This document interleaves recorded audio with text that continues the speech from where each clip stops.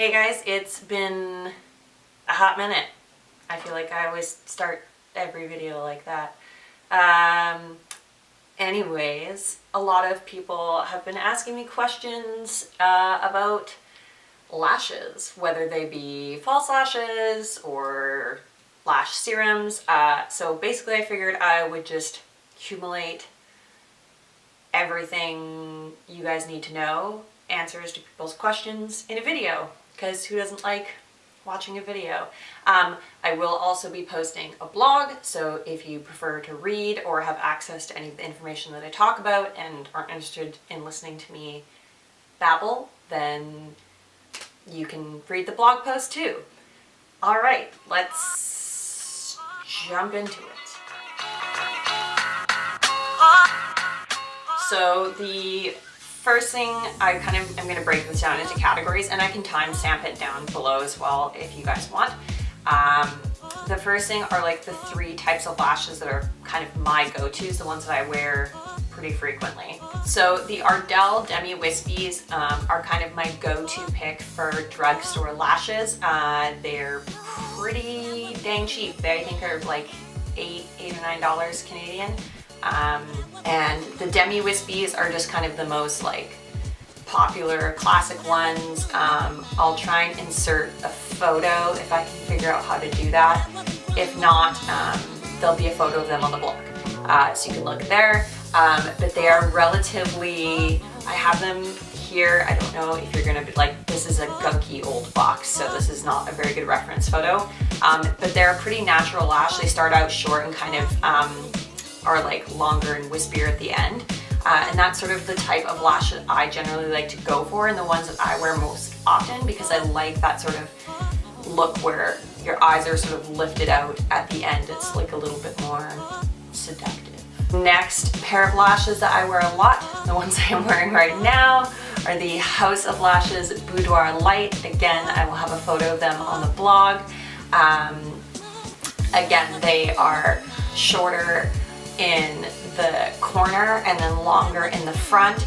They're just a little bit like, the lashes themselves are a little bit darker and a little bit thicker. Another thing I will note too is that I don't wear mink lashes. It's just a preference of mine, and they're hella expensive. So the House of Lashes ones, actually all of them are just fake, like plastic or fake hair.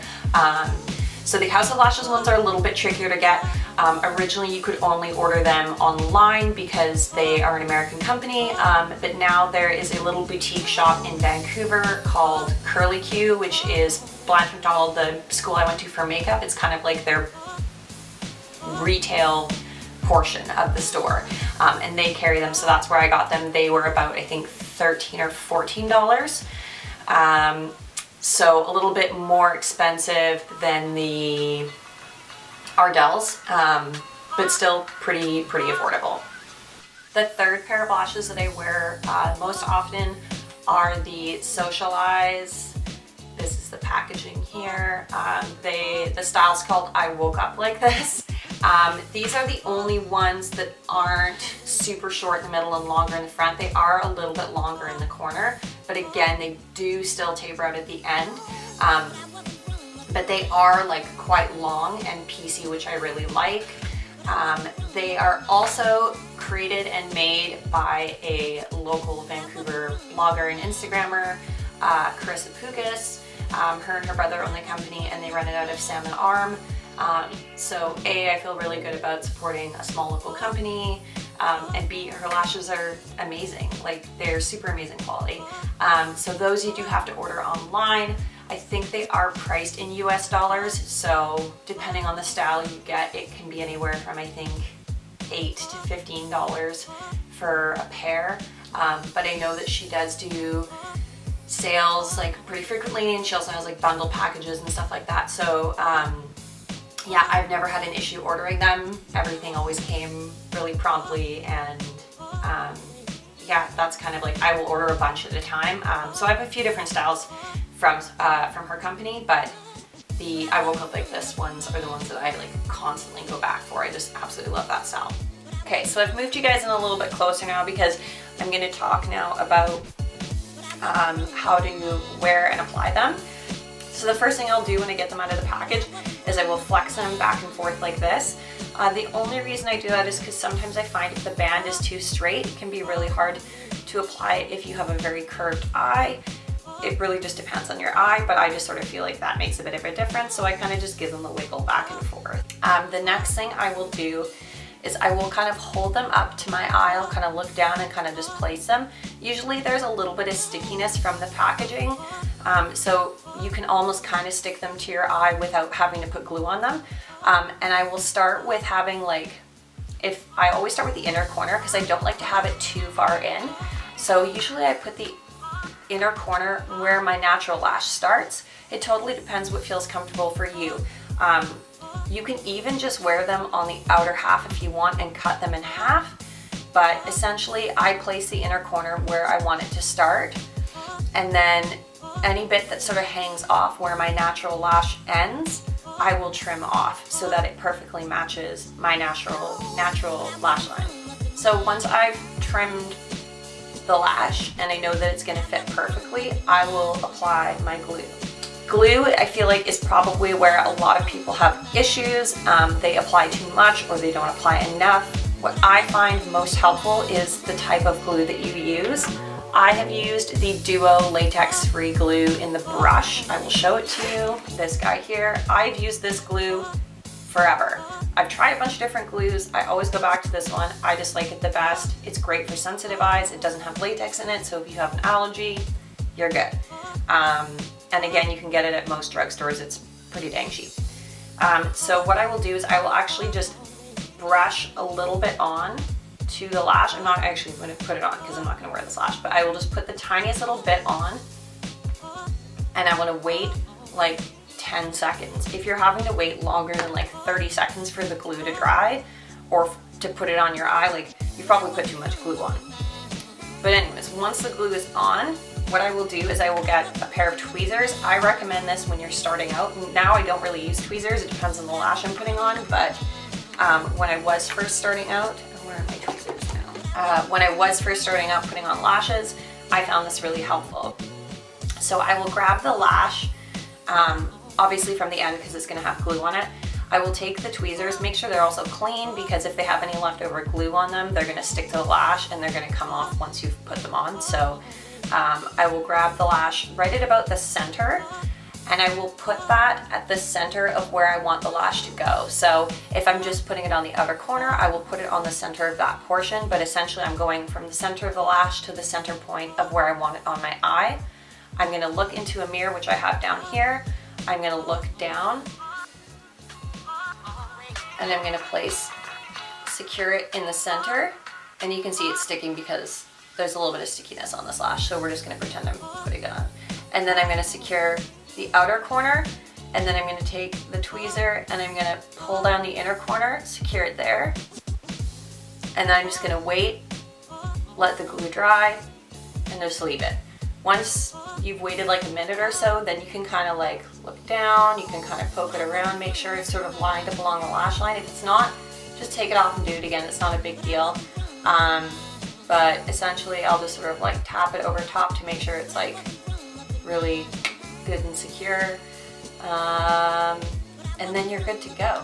Definitely try, if you are a beginner, the outer lash or like half lash method, because that's super simple. You literally just like pop it on. You don't really need to secure either end because it's so short. And it'll just feel, also if you're not used to wearing lashes, it'll feel a lot more comfortable to wear. That's my advice for first time lash wearers. Okay, so the next little tidbit of info is how long to wear them. And that's in terms of like time you're actually wearing them and how many times you can reuse them. So I like to wear my lashes no longer than like, I say 8 hours, but I mean, I've gone like 12 or 15 hours with wearing them. When you're using just strip lashes like this, these aren't lash extensions. These aren't meant to be worn for more than a day, so don't go to sleep with them. Like, take them off at the end of the day, wash them, keep them clean, which I will go into how to do all of that in a sec. But yeah, don't wear them to bed. I mean, we've all done that. but don't. Okay. In terms of how many times you can wear them, so basically once you remove them, you want to kind of lift from the outer edge, pull inward. I don't like to go from the inner outer. I just feel like it's not natural and it's also harsher on your eye, so I pull from the outside inward. Try not to just yank them off because you're going to pull a lot of your own natural lashes off with them at the same time, but just kind of pull in that motion. And then once you've taken them off, I like to pick off the old little bits of glue because there will be dried glue on there, and then I keep them in the case that they came in, and you can reuse them, I don't know, 10, 15 times. I've probably used my lashes a lot longer. I think most companies say I use like 10 to 12 times, maybe 10 max, I don't know. It just depends on how clean you keep them. A lot of times too, if you're putting mascara on your lashes after you've applied your false lashes, which I don't recommend, I recommend putting on mascara beforehand. You'll get a lot of built up mascara on the false lash. So what you can do is you can actually just soak your lashes in a little bowl of like warm water and makeup remover, warm water, and like a mild soap, and then just kind of give them a little bit of a jiggle. And you know, like, you don't want to be super rough with them. They are fragile lashes essentially, but just kind of pick off the little bits of glue and all that, and then put them back on the tray in the bendy kind of shape that they were in originally to dry, and then that's kind of like a good deep clean if they get really gross. But like I said, I do recommend putting on mascara before you put the lashes on. Alright, so in regards to lash extensions, lash serums, all that kind of thing, let's go about lash extensions first. So lash extensions I've done once in my life. I don't think I would do them again unless I was planning on going on vacation or something like that where I didn't want to wear mascara and like strip lashes all the time. But essentially, they're expensive. You have to get them filled like every 4 to 6 weeks. If you have the money for that, great. But for me, also at the end of the day, I don't like to have shit on my face or anything. Like, I take all my jewelry off, all my earrings off, my watches off, I take all my makeup off, and I can feel the lashes on still, and it drove me nuts. And I ended up just like pulling them all out like after a week, which was terrible for your own natural lashes as well. And so for me, it was just kind of a waste of money and a waste of time. So that wasn't for me. But I mean, it totally depends on your preference, how much time you have to get ready in the morning, all of that kind of thing. But yeah, I mean, I don't really have too much to say about lash extensions because of that. The next thing is mascara. Mascara is such a, it's like, I don't know, it's like any makeup in my opinion, really. You're gonna have high-end mascaras, you're gonna have drugstore mascaras. Some drugstore ones work just as good as the high-end ones, and some drugstore mascaras are absolute shit. It's really just a trial and error. It depends if you like, you know, lashes to look more long or more plush. I really honestly think also it comes down to the brush. I mean, the formula of the mascara is, you know, telling as well. But if you have a really thin brush, you're probably going to get a really lengthening look of your lashes. If you have a really fluffy, big brush, you're probably going to get very fluffy and plump lashes. But that's not always true. It just depends. Again, like I said, trial and error.